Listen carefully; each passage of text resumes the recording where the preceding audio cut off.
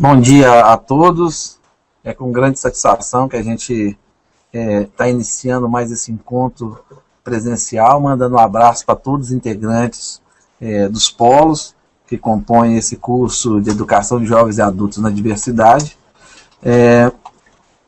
Então, em primeiro lugar, vou me reapresentar para vocês. Meu nome é Eli Sabino, eu sou professor de História da Rede Municipal de Belo Horizonte, professor na rede desde 1995, né? De lá para cá eu venho atuando tanto como professor, coordenador, em acompanhamento pedagógico na educação de jovens e adultos. Também, em razão dessa experiência, tive a oportunidade de fazer um mestrado na Faculdade de Educação aqui da UFMG, tratando dessa temática, e mais recentemente, em fevereiro de 2012, eu concluí o doutorado também, abordando a educação de jovens e adultos. Bom, então hoje a gente vai estar conversando um pouco, dando continuidade no nosso trabalho, sobre a questão das concepções de metodologias na educação de jovens e adultos, a educação de jovens e adultos também como práticas sociais, concepções de alfabetização. E aí a gente vai começar a nossa conversa hoje sobre esse ponto, contextualizando esse curso, né, nosso. Desde que ele surgiu, a gente tem tentado aqui deixar claro que a educação de jovens e adultos é uma modalidade da educação básica que tem como finalidade garantir o acesso à escolarização daqueles que não tiveram acesso à escola na infância e na adolescência. E aí a gente tem tentado operar com aquele conceito, né, de exclusão da escola e exclusão na escola, dizendo que os adultos, o público que a legislação define como da EJA, aqueles que não tiveram acesso à escola quando criança, quando adolescente, ao passo que aqueles jovens, né, até mesmo adultos que já estiveram na escola, mas que em razão de múltiplas repetentes se encontra ainda na educação básica, ele não é o público da EJA, né? Então é um público da aceleração, é um público de outras propostas educativas que não seja da educação de jovens e adultos. E também durante os nossos encontros a gente está falando que o que marca, das marcas distintivas desse público da educação de jovens e adultos, e aí a gente colocou que essa questão da inserção subordinada no mundo do trabalho, essa é uma característica da educação de jovens e adultos. Uma outra característica da educação de jovens e adultos é a sua localização em áreas periféricas ou na área rurais. Então, os alunos da EJA também têm a questão étnico-racial, na sua maioria são negras, as pessoas do sexo têm a questão de gênero também colocada, né, acima de 40 anos, a maioria das pessoas que têm baixa escolaridade, são analfabetas, são mulheres, e tudo isso tem uma explicação histórica que a gente também vem discutindo. E no encontro de hoje, nós vamos estar falando um pouco sobre essas concepções de alfabetização e suas respectivas metodologias.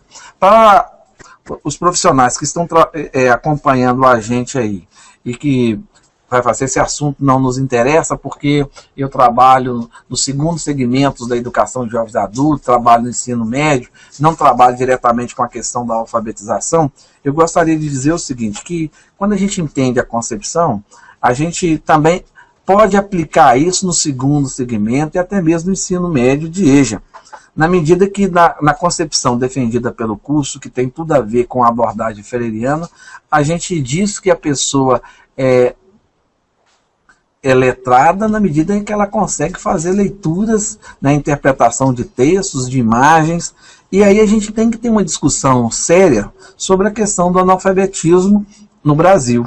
A gente tem os dados aqui do IBGE de 2012, que diz que mais de 14 milhões de pessoas, na verdade o IBGE diz que são 14 milhões e 100 mil pessoas, que ainda são analfabetas em nosso país. Esse número aí, que já chegou a ser, na verdade, na década de 40, 50, mais de 60% da população, hoje a gente está num patamar também, não é é pequeno, né? Considerando que desde 1940 nós temos as campanhas nacionais de alfabetização e nem por conta disso o analfabetismo ainda foi erradicado. Agora, de lá para cá também houve uma série de discussão assim, o que é uma pessoa ser alfabetizada? O que é uma pessoa ser letrada? Né? E talvez quem tenha contribuído mais para o avanço da concepção de alfabetização no Brasil tenha sido um movimento de educação popular que, a partir da década de 50, teve uma grande expressão, né? O maior expoente da educação popular no Brasil foi Paulo Freire. E aí é interessante a gente começar falando um pouco, né, como que era visto o analfabeto na década de 40, né, 30, 40, 50. Né? Então nós já havíamos discutido no encontro anterior que nesse período é também que vai começar a história de jovens e adultos de uma maneira mais institucional. Até então isso acontecia no âmbito da não formalidade. Então, há investimento em dinheiro público na educação de jovens e adultos com as campanhas nacionais de educação. Mas considerava-se, na ocasião, que o analfabeto era aquela pessoa que era responsável pelo subdesenvolvimento no Brasil. O atraso econômico, o atraso social que o Brasil tinha naquele instante era atribuída à pessoa analfabeta. Né? E movimento de educação popular vai questionar radicalmente esse ponto de vista. Em primeiro lugar, o movimento de educação popular vai nos fazer enxergar que o subdesenvolvimento não era consequência do analfabetismo. O analfabetismo não era causa do subdesenvolvimento, mas consequência. Era porque o Brasil era um país subdesenvolvido, porque o país atrasado do ponto de vista econômico, social, é que nós tínhamos um alto número de pessoas analfabetas. Esse ponto de inflexão pode ser óbvio hoje, né, mas não era naquela época. E a segunda coisa que o movimento de educação popular vai contribuir é para minorar o preconceito contra o analfabeto. Isso também é um ponto importante, porque, de certa maneira, mesmo sendo tratado dessa forma até a década de 40, né, lá atrás o movimento de educação popular tenha colocado esse ponto para nós, da gente lutar contra o preconceito com o analfabeto, isso é muito visível em 2012. Né? E aí eu vou dar alguns exemplos concretos, né, de como que o analfabeto ainda persiste como uma pessoa marginalizada, vista como déficit cultural. Bom, como tendo um déficit cultural. Bom, a educação popular ela vai questionar as relações de poder e de saber que marginalizava esse analfabeto, né, que descrevia esse sujeito como um sujeito com grande déficit cultural. Né? E aí, como é que era colocado o analfabeto? Como uma pessoa ignorante, como uma pessoa sem cultura, como uma pessoa que não tinha um bom salário ou estava desempregado nos centros urbanos porque não tinha nenhuma escolaridade. Como é que era apresentado o analfabeto? Como uma pessoa sem autonomia que precisava ser tutelada, que não podia ter participação na vida social e política do país. Né? E aí o movimento de educação popular vai começar a trabalhar, né? vai demonstrar que que as pessoas analfabetas só têm cultura, têm experiência, têm saberes. Obviamente não é um saber científico, obviamente não é uma experiência de alguém que passou por um nível de escolarização, mas isso não faz com que essa pessoa seja inferior.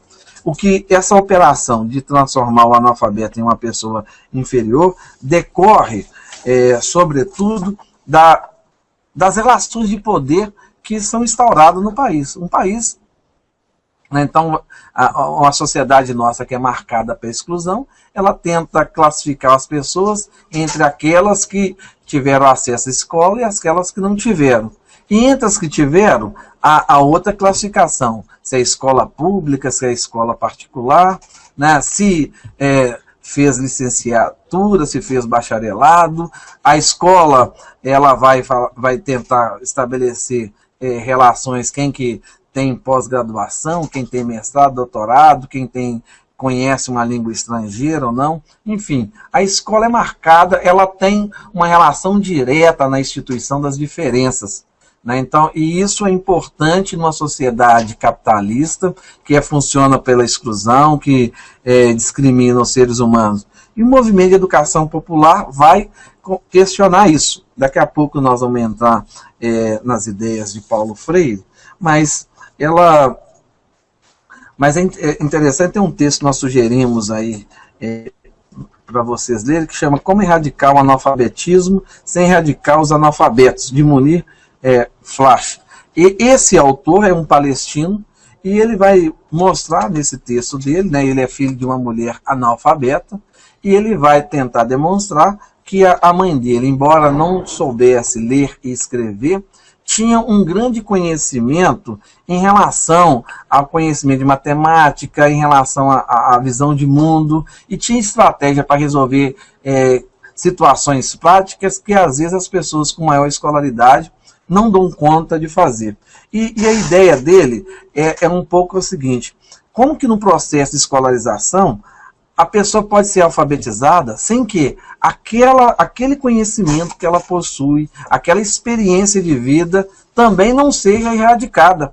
Como aqueles saberes que foram desenvolvidos também não sejam erradicados, não sejam suprimidos, né? Eu já falei aqui em um outro encontro de uma experiência como coordenador numa escola da rede municipal de Belo Horizonte, né, de uma senhora que, após ser alfabetizada, ela começa a refletir sobre a vida dela, e ela começa a dizer o seguinte, que antes que ela via que ela sequer poderia ser vista como gente, como ser humano. Como é que uma pessoa consegue ficar no mundo sem saber ler e escrever? Mas quando a gente interpelava sobre a sua biografia, sobre a sua vida, né, ela tinha muito a dizer. Ela morou no interior, né, na região do Cerro. Essa mulher sabia fazer queijo, rapadura. Essa mulher tinha vários conhecimentos ligados vamos dizer, a medicina alternativa, né, popular. Então ela sabia vários tipos de chás para situações diferentes assim, de enfermidade. Essa senhora lá no interior já até sabia como fazer um parto, né? E sem falar de uma série de trabalho, de habilidades que essa mulher possuía, né? No entanto, né, de quintandas, né, no entanto, ela passou, depois da escolarização, se vê como uma pessoa destituída de humanidade. E esse texto, Como Erradicar o Analfabetismo Sem Erradicar os Analfabetos, quer dizer isso, né, que como que o processo de escolarização na educação de jovens adultos pode e deve ser feito sem que o sujeito seja expoliado dos saberes que ele desenvolveu ao longo da vida, né? Então, os trabalhos que Paulo Freire vai desenvolver depois vai muito nessa direção, né? Mas esse autor também, palestino, ele também nos ajuda a entender uma outra coisa que eu acho que é importante a gente deixar claro aqui, né? A gente escreveu assim, tomando como base o trabalho de sua mãe, uma costureira palestina que desenvolveu saberes sofisticados para resolver questões relativas ao seu trabalho, o autor conclui que uma pessoa analfabeta não é inferior em seus conhecimentos, nem é um ser humano menos livre que as demais pessoas. Para ele, o processo de alfabetização não possui poderes mágicos que nos asseguram uma sociedade mais justa e igualitária. Do ponto de vista moral, a alfabetização não torna as pessoas necessariamente mais éticas e solidárias, né? E cabe sublinhar aqui que o autor não está fazendo a apologia ao analfabetismo. Pelo contrário, ele defende que o Estado realize um maciço investimento no processo de escolarização. No entanto, isso não pode ser realizado de qualquer jeito por qualquer pessoa. Então, veja bem, o que seria de qualquer jeito? Um processo de alfabetização de qualquer jeito, qualquer pessoa, é uma pessoa que não tem informação, não tem nenhuma compreensão do ponto de vista sociológico e antropológico sobre as condições de vida do analfabeto, e essa pessoa, de repente, está dentro de uma sala de aula para alfabetizar. E essa pessoa também, quando ela tem uma concepção estreita do analfabetismo, essa pessoa ela começa a fazer a opção de trabalhar com palavras que não totalmente destituídas de significado para pessoas, né? E aí, assim, tem um texto escrito por Paulo Freire em 1968, né? Ele está no livro Ação Cultural para a Liberdade e Outros Escritos, está no capítulo 2 desse livro, chama Alfabetização de Adulto, Crítica de sua visão ingênua, compreensão de sua visão crítica. É um texto que, embora seja datado de 44 anos atrás, ele é muito importante para qualquer pessoa que esteja envolvida na educação de jovens adultos, mesmo que não trabalhando diretamente com a alfabetização. Então, em primeiro lugar, ele vai trabalhar lá com as cartilhas que circulavam naquela época. E as cartilhas, é interessante que essas cartilhas, ele não faz nenhuma crítica do ponto de vista metodológico, embora o método que depois vai ser reconhecido como sendo de autoria do Paulo Freire esteja distante dessas cartilhas.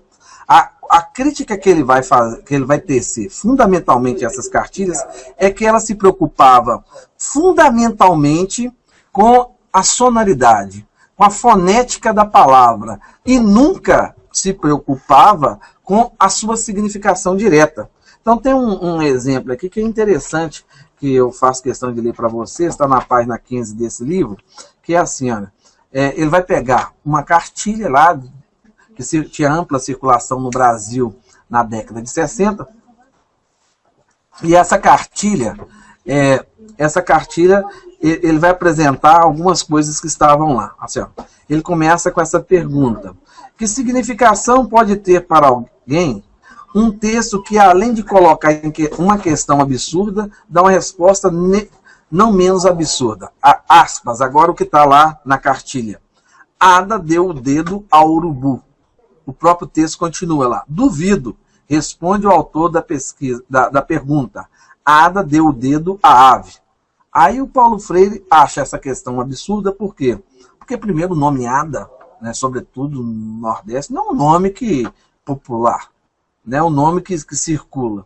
Segundo, né, ele vai colocar deu o dedo ao urubu, ele acha como um absurdo porque ele não tem notícia no mundo de que alguém havia dado o dedo ao urubu.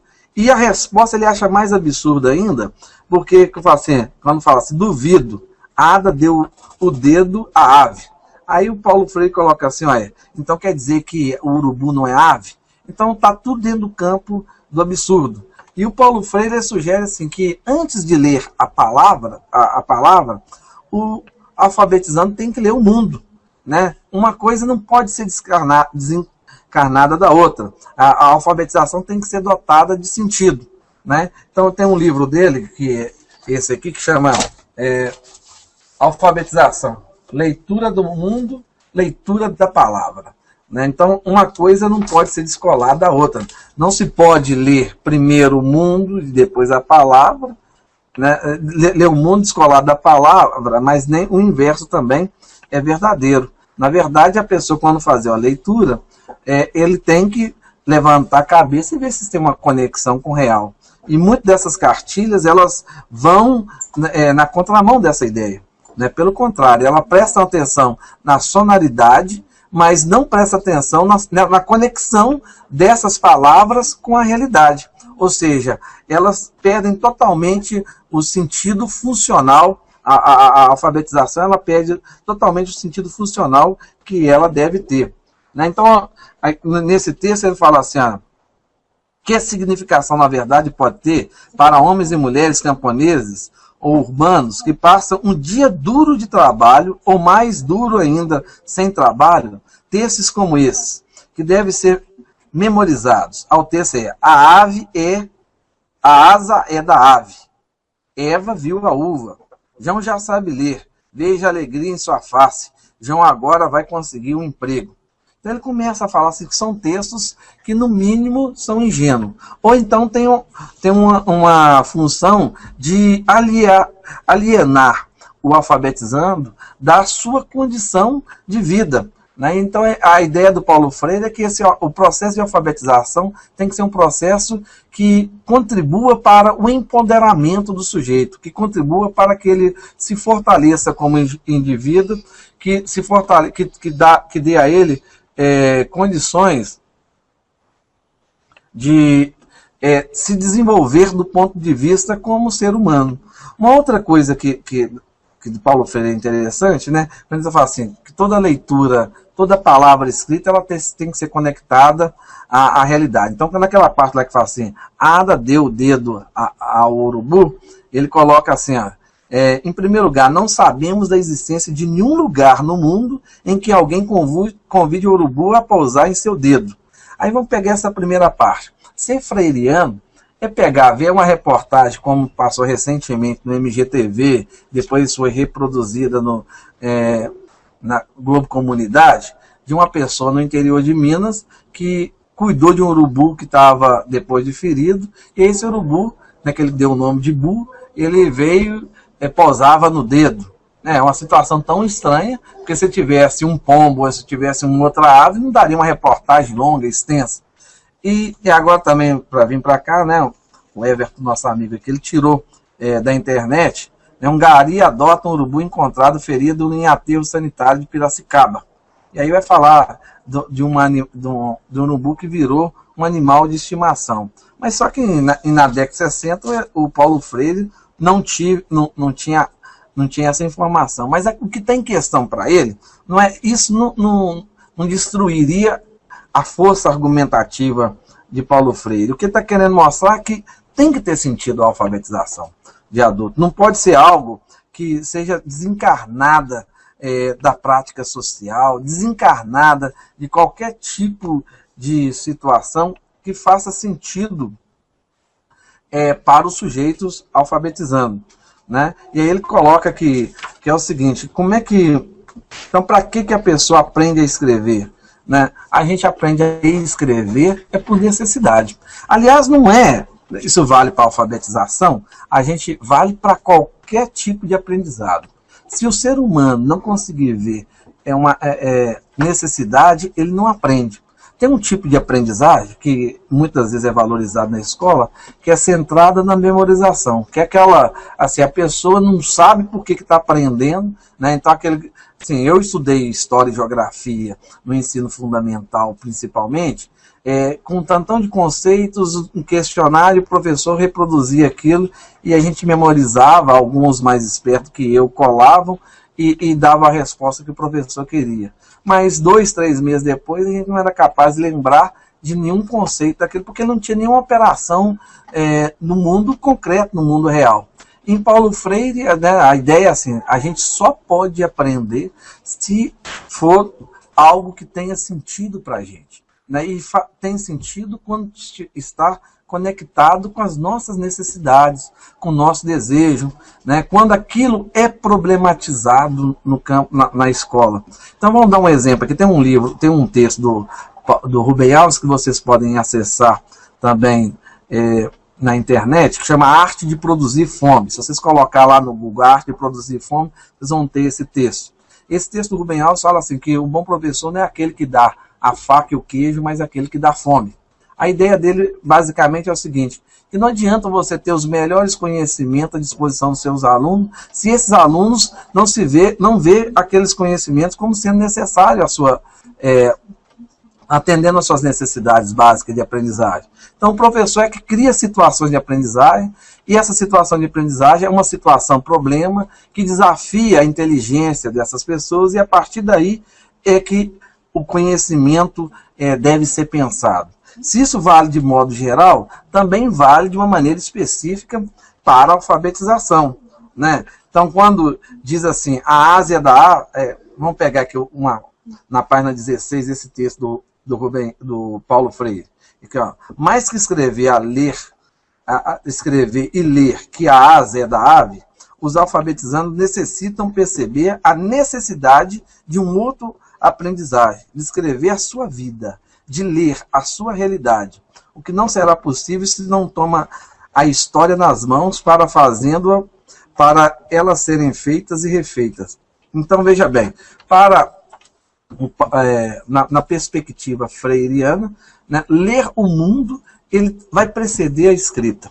Então, antes de pegar uma palavra que pela sua sonoridade ela vai ter uma facilidade de ser decodificada pelos alunos, tem que ser pensada uma palavra, uma frase que faça sentido para refletir sobre o próprio mundo, né, que seja atrelada a essa realidade desses sujeitos. E aí nessa situação é que a gente vai começar a pensar a alfabetização de adultos. Né? Na sequência agora, para a gente continuar a nossa conversa, nós vamos falar um pouco assim, dos métodos de alfabetização. Né? Então a gente vai ver se essa menina consegue baixar na internet. Tem um texto bacana do Veredas, né, se a Dana consegue baixar para a gente, que vai falar dos métodos de alfabetização. E a gente vai refletir, mas em cima de uma ideia de Paulo Freire. Se a gente sabe onde a gente quer chegar, né, não importa o caminho que a gente está tomando. Então, mais do que a professora ser portadora de um determinado método de alfabetização, ela tem que saber, ela tem que ter uma concepção de alfabetização dentro de uma lógica emancipatória, não dentro de uma lógica domesticadora, uma lógica que vai alienar do ponto de vista político, social e economicamente o aluno. Né? Então, cada concepção, né, na alfabetização de alfabetização, na verdade, vem embutido uma concepção de mundo, uma forma de perceber, de ver a realidade. Né? Então, vamos ver. Do ponto de vista metodológico, a gente pode dizer que os métodos de alfabetização eles se dividem em dois grandes grupos.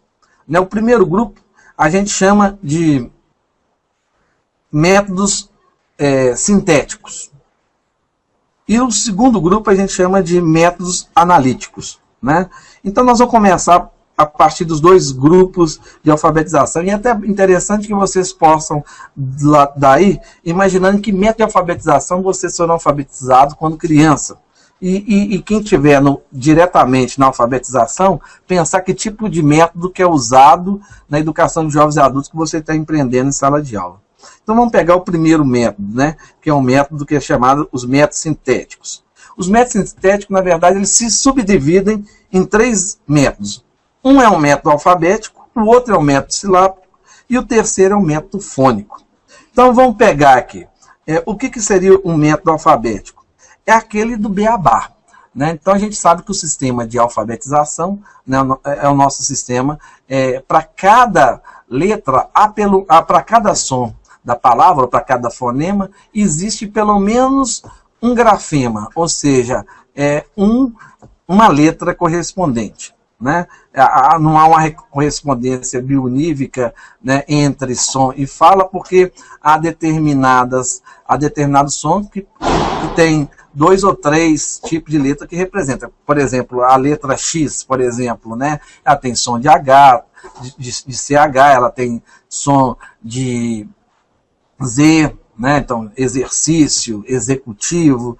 Né, então, é uma letra que tem mais de dois sons correspondentes. Mas o método alfabético, ele tenta, é o que a gente chama de beabá.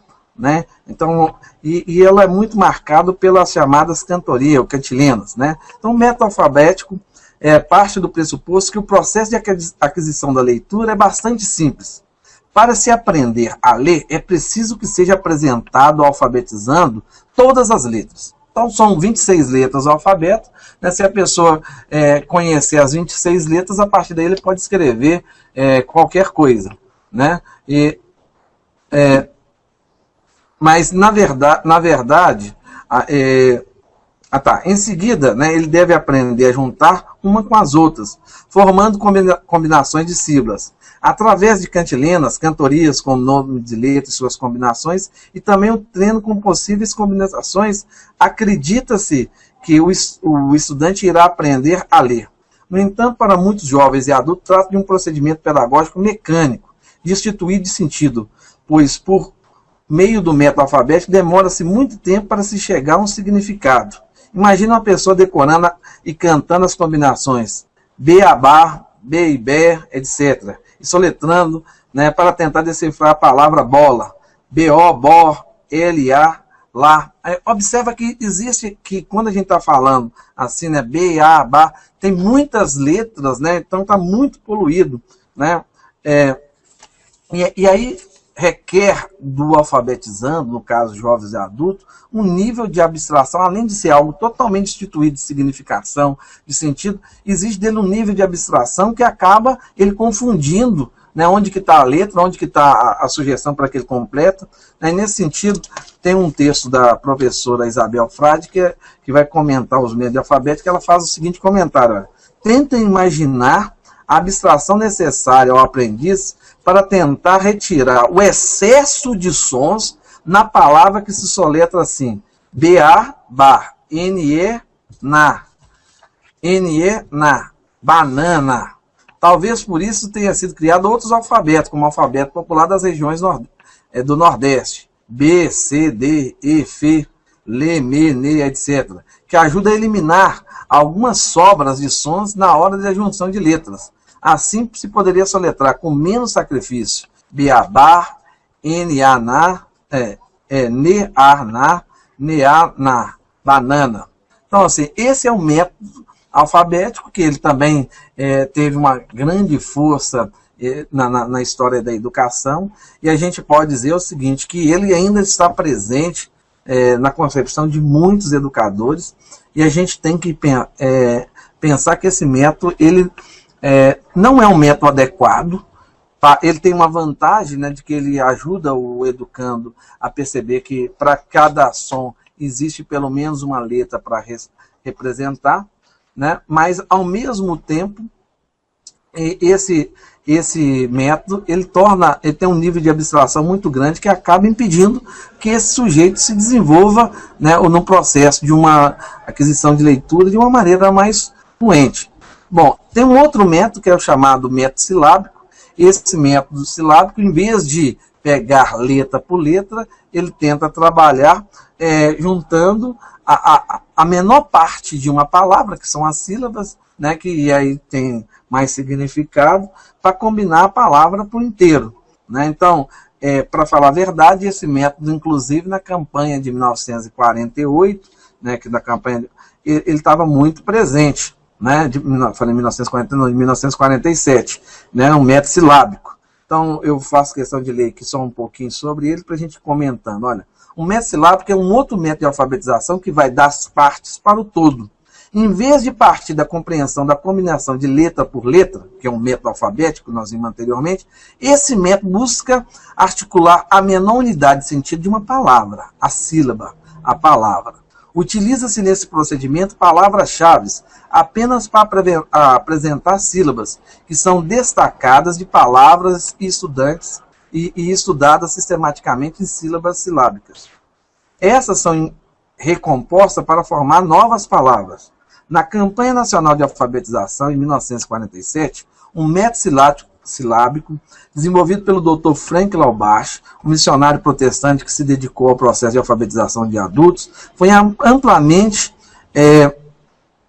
divulgado. Né? Então, a Valéria Rezende, quando ela comenta esse período, né, ele vai começar a falar assim, que você tinha um som-chave, daí ia ter a combinação das palavras. Então, teve um momento na história da educação de jovens e adultos que o método silábico tinha grande força, né, vamos dizer, ele era hegemônico. Um outro método que também tem grande repercussão na educação é o chamado método fônico. É aquele que tenta prestar atenção no som de cada letra, né? Então, em vez de... Então, aliás, fui alfabetizado nesse método quando tinha 7 anos de idade. Então, é método assim, tipo assim, a letra B, em vez de falar B, né, a professora chamava de barriga. E aí, fala assim, qual que é o som do B? Aí, trabalhando com os meninos, B. Aí, junta com a letra A, ba. Né? Então, ela ia fazendo essas combinações. Né? Então, o S tinha um som de cobra. E como é que a cobra faz? Né? Juntou com a letra A, sa. Né? E aí, dentro dessa combinação, esse é o chamado método fônico. Bom, nenhum desses 3 métodos que a gente está chamando de método sintético é visto como tendo uma concepção ideal para a alfabetização de jovens e adultos. Primeiro que ele coloca a educação, a alfabetização apenas como decodificação de signos linguísticos. Ele reduz a alfabetização em uma concepção mecânica, né, e até mesmo ingênua da realidade. E em momento nenhum trabalha em que situações emerge a prática de leitura e escrita na sociedade. Bom, aí no caso dos métodos analíticos, né, que são, a gente fala, os métodos globais, e o método Paulo Freire se insere dentro desses métodos, você, em vez de trabalhar com a letra, em vez de trabalhar com a sílaba ou com o som de cada letra, né, se trabalha com uma palavra geradora. Essa é a expressão usada pelo Paulo Freire. O que é a palavra geradora?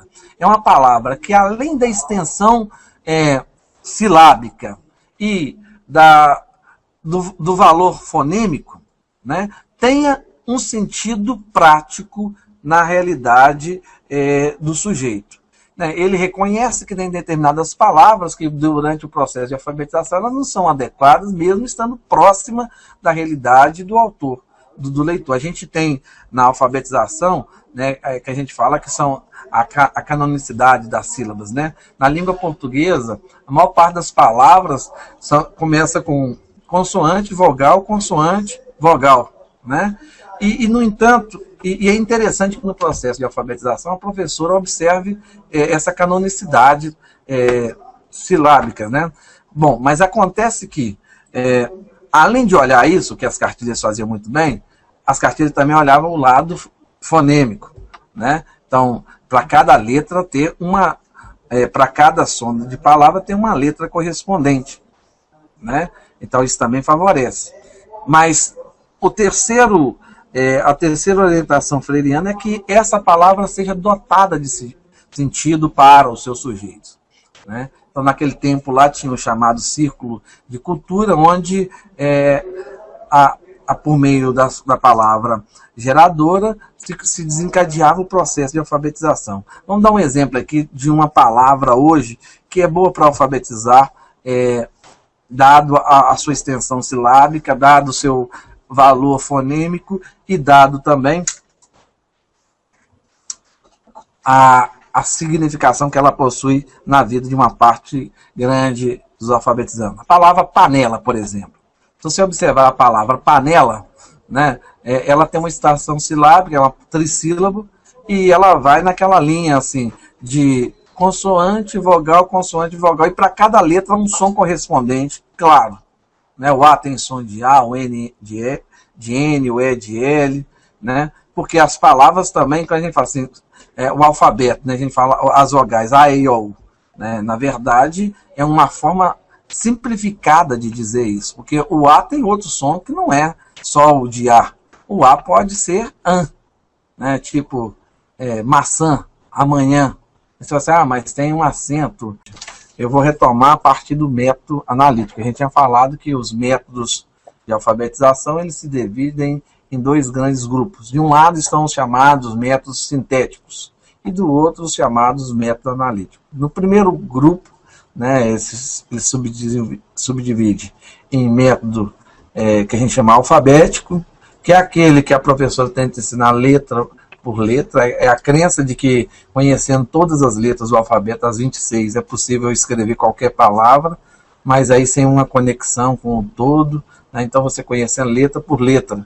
E aí o grande problema desse método é a abstração que o aluno vai ter em função do excesso de som, né? Através daquelas cantilenas, os professores vão lá, B com A, né? O B e A, na hora que vai falando E, com... Então, o próprio aluno não consegue discernir. Né? Então, a própria consoante também, que tem um som que não muito perceptível, ele acaba também dificultando essa percepção do educando. Sem falar também que é um método totalmente mecânico, destituído de sentido. O outro método, que é um método silábico, a professora trabalha com a menor unidade de sentido de uma palavra, que é a sílaba. A sílaba a professora vai juntando as famílias silábicas e aí depois de juntar essas partes forma-se o todo. Também tem a inconveniência de que presta-se muito atenção na sonoridade, mas também dá pouco enfoque à questão da palavra como um todo. No método fônico, né, observa-se mais o som da letra, né, então ela tem uma vantagem, por um lado, de ajudar o educando a perceber para que cada som, até a chamada consciência fonética, né, que é perceber para cada som ou cada fonema há pelo menos um grafema, mas também tem um inconveniente de que ser um método também destituído de sentido. Então a gente estava falando anteriormente que na educação de jovens e adultos perdurou, pelo menos em 1947 em diante, um método silábico, né, que foi desenvolvido pelo professor Frank Lauberk, que é um missionário protestante que se dedicou muito à alfabetização de adultos, e a Valéria Rezende faz até um comentário que ela diz o seguinte: baseando-se no aprendizagem das sílabas de um som-chave e na composição de palavras com essas sílabas, né? Então esse método, a alfabetização isolada do contexto individual, familiar e social, reduz a aquisição das habilidades de leitura e escrita. Não se considera a linguagem como expressão cultural de uma comunidade, nem importa muito o conteúdo semântico das palavras. O ensino aparentemente neutro do ponto de vista político é centrado nos materiais e nos sinais gráficos e nos sons correspondentes. Não se consideram as experiências, os conhecimentos, os interesses dos educandos adultos, nem se explicitam as consequências para a vida social, política e econômica que se quer obter com essa alfabetização. Então, veja bem, o grande problema é esse, né? Se preocupa muito com os sons da palavra, mas sem nenhuma conexão com o contexto na qual os sujeitos estão inseridos. E o que vai vir na sequência, né? Um movimento de educação popular liderado por Paulo Freire vai questionar profundamente esse método. E trabalhando com a ideia de um método que a gente chama de métodos global, método analítico, né? Primeiro você tinha uma palavra geradora, uma palavra que tinha uma extensão silábica que fizesse sentido para esse sujeito. Então, estava exemplificando anteriormente a palavra panela, né? Uma palavra que tem uma extensão silábica interessante para o público jovens e adultos, já que para um número significativo de pessoas é uma ferramenta de trabalho, não necessariamente para o público feminino. E tem a panela também, ela tem do ponto de vista semântico do significado um valor intrínseco para as pessoas que estão no processo de alfabetização. Isso aí se descola muito dos exemplos que nós falamos da crítica que Paulo Freire fazia às cartilhas que ele analisou na década de 60. Mais recentemente eu estava acompanhando uma turma de educação de jovens e adultos, aí eu vi numa parede escrito lá assim: o pato mora na lagoa. Então, além de ser uma prática infantilizadora na educação de jovens e adultos, né, a professora está mais preocupada, nesse caso específico, com a sonoridade da palavra, do que a real significação dessa frase para os alfabetizando. E em Paulo Freire, o que vem em primeiro lugar é a relação com o mundo, né? Então, a pessoa tem que aprender a ler e escrever, mas ele tem que aprender a ler e escrever para quê? Né? Não é algo mecânico, destituído de significado. E como nós já vimos anterior, o processo de aprendizagem em Paulo Freire, ele tem que ser situado dentro de uma lógica que gera uma necessidade para o educando e uma função social. Então, ele colocava isso com muita propriedade na década de 60. Tanto é que o trabalho dele teve uma repercussão tão grande que ele foi convidado, nós discutimos isso num encontro anterior, para fazer parte para elaborar um programa nacional de alfabetização na década de 60, durante o governo de João Goulart. E após o golpe militar que se instalou no Brasil em 1960, ele foi preso por mais de 40 dias e, na sequência, ele foi exilado, né, onde foi para o Chile, e ali que ele vai escrever a maior parte dos trabalhos que hoje são clássicos da sua literatura.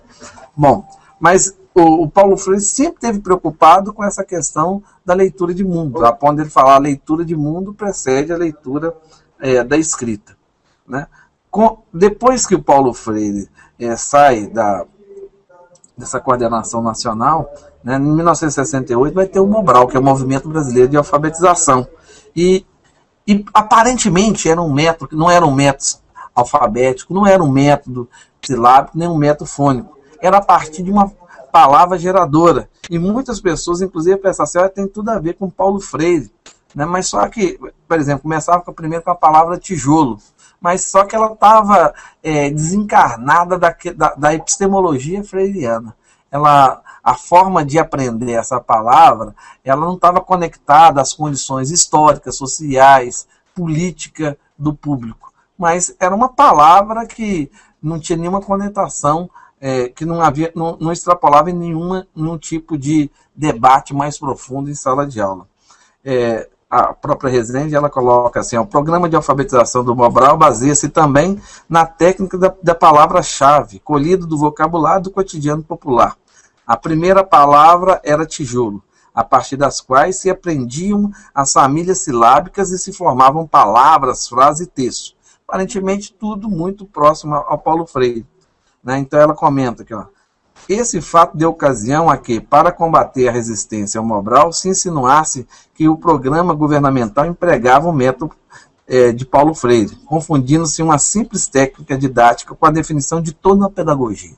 Então, o próprio Paulo Freire não gostava muito que se confundisse o que ele que foi posteriormente chamado como método Paulo Freire, com a sua pedagogia, que é no sentido mais amplo. Né? Não adianta começar de uma palavra global para as partes, da palavra geradora, se por trás também não tem todo o entendimento que o Paulo Freire tem sobre a condição do analfabetismo no país, se não ajuda o processo de alfabetização a empoderar esse sujeito, se não questiona as relações de poder e de saber que orienta a sociedade.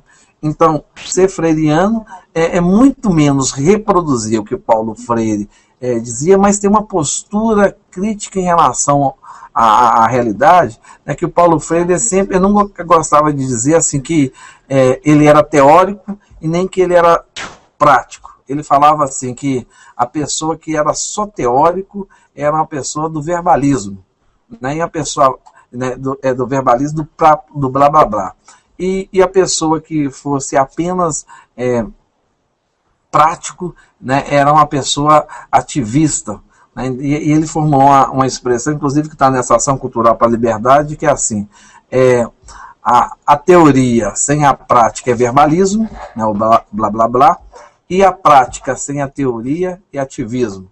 Né, então, ser freiriano tal dentro de uma praxis em que teoria e prática seja alimentada uma para o outro. É o que ele está chamando de a leitura do mundo precedendo a leitura da escrita, né? Da pessoa estar permanentemente questionando a realidade em que ele está inserida e lutando contra as desigualdades, né? Se apropriando da palavra para defender seus direitos, para ter uma cidadania ativa. Né? Então isso está dentro da lógica de Paulo Freire. Agora tem um conceito aqui que é importante a gente estar falando, que é um conceito que na década de 60, de 90, vai aparecer muito nos meios educacionais e que tem a sua origem, vamos dizer, lá na década de 60 com o próprio Paulo Freire, que é o surgimento da expressão linguística letramento. Né? O que é a alfabetização? O que é letramento? A alfabetização em Paulo Freire nunca foi apenas a decodificação mecânica de signos linguísticos. Isso nunca foi alfabetização para Paulo Freire, mas foi durante muito tempo essa concepção que orientou as políticas educacionais no país. Dos anos 90 para cá, né, entende-se uma pessoa alfabetizada como aquela pessoa que sabe fazer o uso social da leitura e a escrita. Né? Então, você tem, inclusive vai aparecer uma terceira palavra que seria o analfabeto funcional. O que é o analfabetismo funcional? É aquela pessoa que, embora consiga decodificar os signos linguísticos, não consiga fazer o uso social da leitura e da escrita. Pelo contrário, é uma pessoa que, após ler um texto, por mais simples que seja, não é capaz de inferir o significado mais amplo, né? Não tem uma estratégia de leitura e compreensão, não consegue articular o que leu com a vida prática, né? Atribui ao texto um valor acima do que de fato ele possui. Né? Então, Um analfabeto funcional é aquela que você é uma pessoa que você não pode dizer que ele é um analfabeto absoluto, porque ele conhece e decifra palavras, né, códigos linguísticos, conhece o beabá, vamos assim dizer, mas não consegue usar isso como uma ferramenta de intervenção social. O conceito de letramento, por sua vez, ele diz respeito aos usos e funções da leitura e da escrita na sociedade. Então, trata-se de um conceito que se diferencia do conceito de alfabetização nesse sentido, né? Porque, embora exista uma relação de complementariedade entre um e o outro, e que ambos sejam separados, né, a alfabetização está mais conectada, está estritamente conectada à apropriação do sistema alfabético pelo educando, enquanto que o letramento diz respeito à capacidade de usos, né, que se faz desse sistema na vida social. Então, veja bem, uma questão que emerge em turma de alfabetização é assim, qual que vem primeiro, alfabetizar ou letrar? E a gente diz que é um falso dilema, porque os estudos na área dizem o seguinte, que o educador ele tem que alfabetizar letrando e letrar alfabetizando. O que significa isso? Significa o seguinte, que no processo de apropriação do sistema alfabético, tem que ser apresentada as funções, os usos e funções da escrita dentro da sociedade. Na verdade, a gente se reflete muito pouco sobre que uso que se dá sobre os materiais impressos que nós temos na sociedade. E hoje nós temos um estudo bastante refinado que nos ajuda a compreender isso.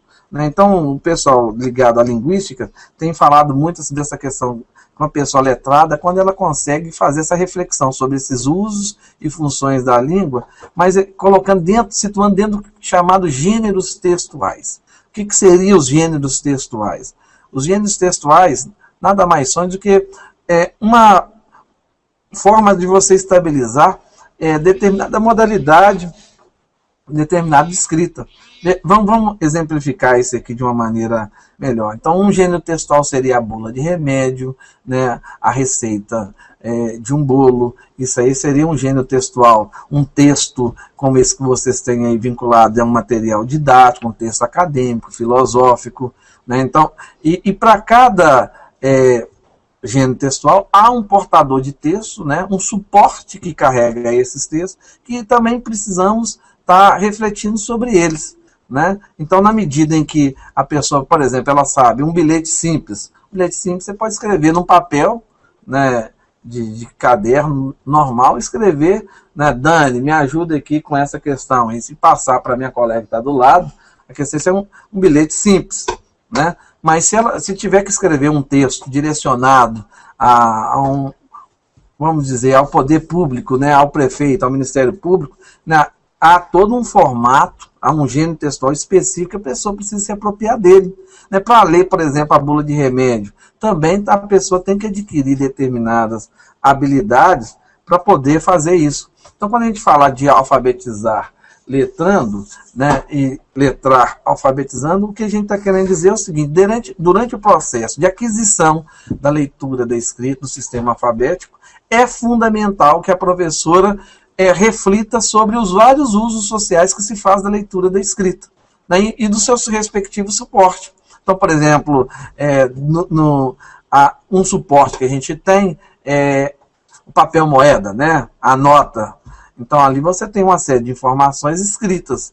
Né, ali está dentro, é um suporte, é uma modalidade, que a gente chama textual, que é específica. Né? Então, a bula de remédio. Então, a professora vai ter que alfabetizar usando esses vários gêneros textuais. E não somente a partir de um gênero textual específico ou de uma realidade instituída de sentido para o sujeito. Na verdade, o que essas discussões sobre letramento, sobre gênero textual e suporte quer dizer é que a gente não pode ter uma prática de alfabetização artificial, sem sentido para o educando, né, uma prática de alfabetização que se concentre apenas no estudo dos códigos linguísticos. Tem uma atividade aqui que o Everton pediu que a gente comentasse, que é assim, ó, leia atentamente o texto a seguir, elaborado pelo Centro de Alfabetização de Leitura e Escrita, CEALI. Ter clareza quanto à diversidade de usos e funções da escrita e as incontáveis possibilidades que ela abre é importante tanto do ponto de vista conceitual e procedimental para que o aluno seja capaz de fazer escolhas adequadas. Ao participar das práticas sociais de leitura e escrita, quanto também do ponto de vista atitudinal, porque o interesse e a própria disposição positiva para o aprendizagem tendem a se acentuar com a compreensão da utilidade e relevância daquilo que se aprende. Trabalhar os conhecimentos e capacidade envolvidos na compreensão dos usos e funções sociais da escrita implica, em primeiro lugar, trazer para a sala de aula e disponibilizar para observação e manuseio pelos alunos muitos textos pertencentes a gêneros diversificados, presentes em diferentes suportes, mas implica também, ao lado disso, orientar a exploração desses materiais, valorizando os conhecimentos prévios do aluno, possibilitando a ele deduções e descobertas, explicitando informações desconhecidas. Saber usar os suportes e instrumentos de escritas presentes na cultura escolar é um conhecimento que se articula com outros saberes sobre a cultura escrita, as funções e usos sociais da escrita, as convenções gráficas, o uso dos diferentes tipos de letras, e constitui um fator importante de favorecimento da aprendizagem da língua escrita. Por isso é necessário tratar explicitamente dessa questão na sala de aula. CEALA de 2004. Elabora, em linhas gerais, uma proposta pedagógica que contempla as recomendações do CEALA de alfabetizar letrando. Vou comentar essa atividade aqui. Eu vou começar, antes de concentrar na atividade, dando um exemplo claro. O texto aqui o tempo todo está falando de usos e funções da leitura da escrita. Então, a leitura e escrita tem gêneros textuais e suportes distintos. Foi dito no texto aqui. Vamos dar um exemplo aqui do convite de casamento. Então, está a Dani e o Everton aqui no meu lado. Então, eles vão casar, os dois se amam, mas eles vão casar com pessoas distintas. Eles se amam profissionalmente, Tá, mas eles vão casar cada um com uma pessoa diferente, ela com o rapaz e ele com a moça. Não conheço ainda os namorados, os dois, não? Ele não, já casou com o rapaz também. Mas aí é o seguinte, não pode ouvir isso que você está falando, não, tá, Dani? Gente, mas aí vamos colocar isso aqui, é o seguinte, vamos imaginar a seguinte situação. A situação é o seguinte, a Dani fala assim: ele é muito meu amigo, e ela escreve num papelzinho como esse que eu estou mostrando para vocês aqui, aqui, escrito assim, dia 29 de setembro, às 18 horas, na Igreja Matriz e tal, e escreve aqui, tá? E me entrega. Bom, existe um gênero textual específico e um suporte específico para o casamento. Então, o convite vem num papel que não é como esse, é um papel especial, então é o suporte dele. E você também tem, assim, de um lado, a mãe da Dani, o pai da Dani, do outro, o pai e a mãe do noivo, e tem uma mensagem, sempre uma mensagem bonita, normalmente uma frase de amor, eterno, não, nunca até que dura, é para sempre, e é interessante aí que nesse suporte vai dizer assim, tem uma frase que é específica, aos 29 de setembro de 2012, e vai falar, o verbo também é interessante, encontrar-se-ão, aí tem todo um gênero textual que é específico do convite de casamento. Então, de tal maneira que se ela me entregasse um papel desse aqui, e tava assim, pô, que falta de consideração, a Elias, seu familiar, não, nós somos amigos, eu posso entregar, que vai ser, mas que... Então, porque isso aí é uma construção cultural, Agora, a gente discute assim, quando a gente vamos discutir o gênero textual, então vai pegar uma receita, outro suporte, uma receita de bolo, por exemplo, sempre começa lá modos, primeiro começa os ingredientes, depois o modo de preparar. Tem uma lógica de ser assim, e a pessoa precisa aprender a manusear, não pode ser igual o Didi, quando fala assim,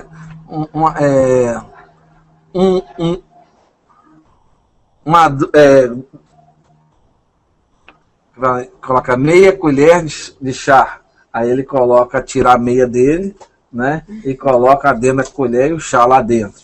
Então, assim, tem toda uma linguagem que é específica, que é própria daquele tipo de texto, Então, quando está falando assim, a professora devia trazer suporte, o outdoor.